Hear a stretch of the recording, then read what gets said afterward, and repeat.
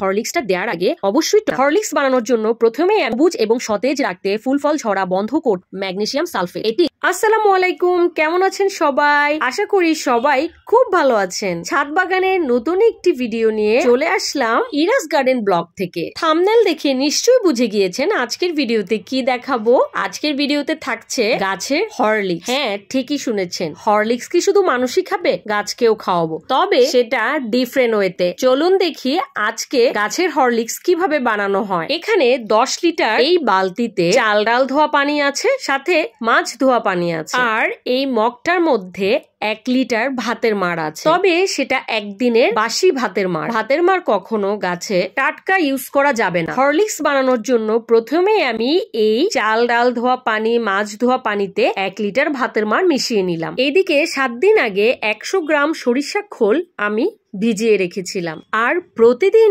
একবার করে এইভাবে এটা নাড়িয়ে দিয়েছি, ক্লকওয়াইজ এন্ড অ্যান্টি ক্লকওয়াইজ। এইভাবে নাড়িয়ে দিলে সরিষা খোলে পোকা হওয়ার কোনো চান্স থাকবে না। সরিষা খোলে আছে প্রচুর পরিমাণে নাইট্রোজেন, সামান্য পটাশিয়াম, আর গাছের জন্য প্রয়োজনীয় মাইক্রো ও ম্যাক্রো উপাদানে ভরপুর। এতে ফুল ফল এবং গাছের সঠিক মাত্রায় বৃদ্ধি ঘটায়। আর ভাতের মাড় থেকে manganese, calcium, phosphate, zinc, potassium, iron পেয়ে থাকি, যা গাছকে সবুজ এবং সতেজ রাখতে, ফুল ফল ঝরা বন্ধ করতে এবং সঠিক সময়ে সঠিক বৃদ্ধি ঘটাতে সাহায্য করে। এখন আমি এটা ভালো মতো মিক্সড করে নিব।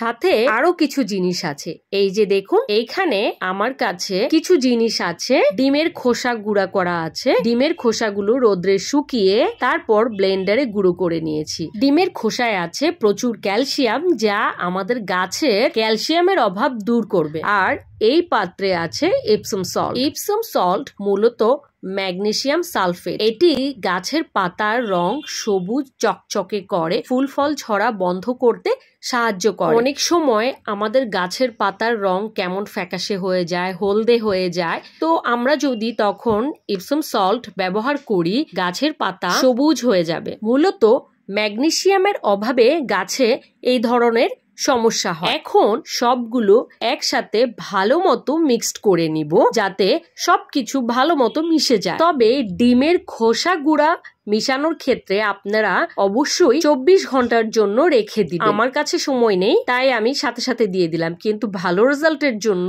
24 ঘন্টা পানিতে ভিজিয়ে রাখলে আপনারা অনেক ভালো ফল পাবেন। এখন আমি এর মধ্যে কিছুটা পানি মিশিয়ে নিব।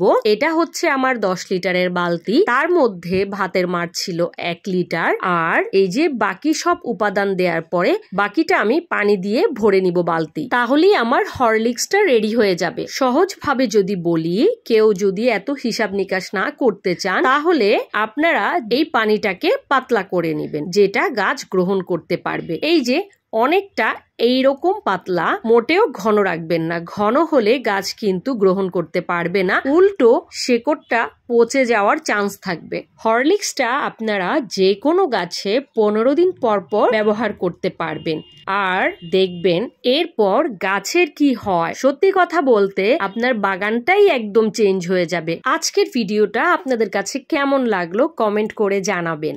আর যদি আমার ভিডিও আপনাদের কোনো উপকারে আসে, তাহলে অবশ্যই আমার ভিডিওটায় একটা লাইক দিয়ে দিবেন, চ্যানেলটা সাবস্ক্রাইব করে দিবেন। এখন আমি আমার বেগুন গাছটায় হরলিক্সটা দিয়ে দিচ্ছি। দেখুন কি সুন্দর বেগুন হয়েছে।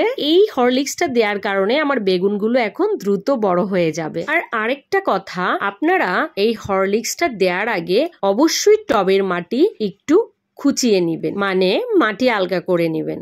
আজকে এই পর্যন্তই। কিছু জানার থাকলে অবশ্যই আমাকে কমেন্ট করে জানাবেন। সবাই ভালো থাকবেন, সুস্থ থাকবেন, ইরাস গার্ডেনের পাশেই থাকবেন। আল্লাহ হাফেজ।